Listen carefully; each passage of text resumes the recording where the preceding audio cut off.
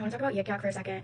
Mostly my experience as a student at the University of Alabama and how I think like it has brought us together as a community within my 4 years here and kind of like my favorite Yik Yaks, the trends, I don't know. But if you don't know, it's like you can post anonymous. I think it started as a location based, and then now like with your school email, you have to be affiliated with the school to talk to people and like anonymously post.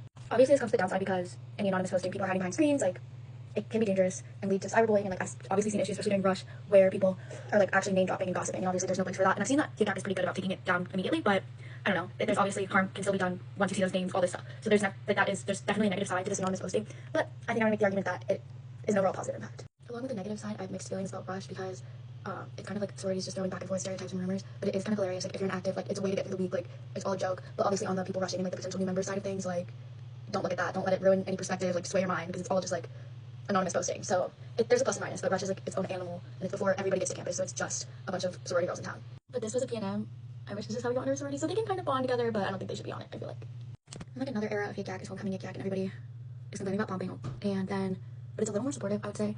Like it does bring us together as campus, everybody's like, oh, their dance was good, their pomp was good, like some of the jokes are funny, but it's more like everybody's going towards the same cause. I think one of my favorite things, even if it's not reliable, it is like a constant news source. Like no matter what, if you hear a loud noise, if you see a crash, something's going on, someone's gonna post about it on Yik Yak. Sample of noise. This was a top one this year. We got a bunch of angles because how do you crash on this road? PJ's made a joke that it's a drive-through now, but yeah, come on, guys. And then a lot of us can agree on a lot of the academic things, and then the professor uses remaining time starting unit, or when it's silly week and the professor actually starts teaching. How do you run out of spots in an online class? Very valid question. Literally, I'm done with these stairs. I'm done with them. I don't know how I have a class in here as a senior, but I found it back way, guys. These stairs are the worst thing I've ever done. No matter what year it is, there's always the first few weeks. Can't wait for everyone to stop going to class. And then a couple weeks later, literally 2 weeks after, glad this will go into class and didn't even last a week. Every year.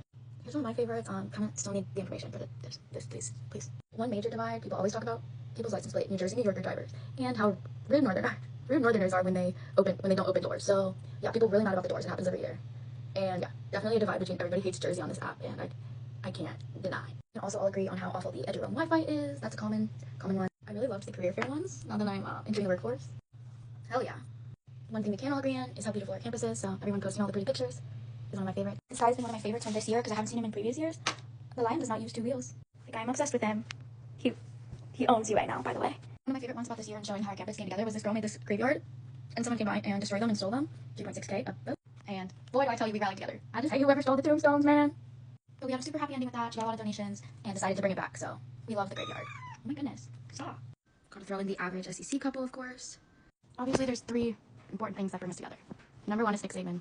Like, he's perfect, and I know Yik Yak will be circulating pictures of him forever. Number 2, biggest thing that brings us together is our hate for Auburn. Obviously. I guess you could argue these are all in the same category, but they're each important. So, and just football overall, anything and everything. Dixieland Delight trifecta. Anytime rankings come out, Sundays are always interesting. This is a perfect example of our school coming together, no matter what. I don't care if you're black or white, gay or straight, red or blue. It's Georgia Hate Week, so no matter what, we're one school. We all have differences, but we can love football and love Alabama. And last but not least, the best thing has been kind of like exposing each other and fighting student population to student population through Yik Yak. I don't know where these people get them, but they get into the other schools' Yik Yaks or get their friends, and it's hilarious. They just expose themselves at this point. This one's about South Carolina storming the Pate Field. It's been so prevalent this year, and it's so funny how we can all come together and hate on the other schools' Yik Yak from Yik Yak. So yeah, those are my thoughts, some of the seasons of Yik Yak and whatnot.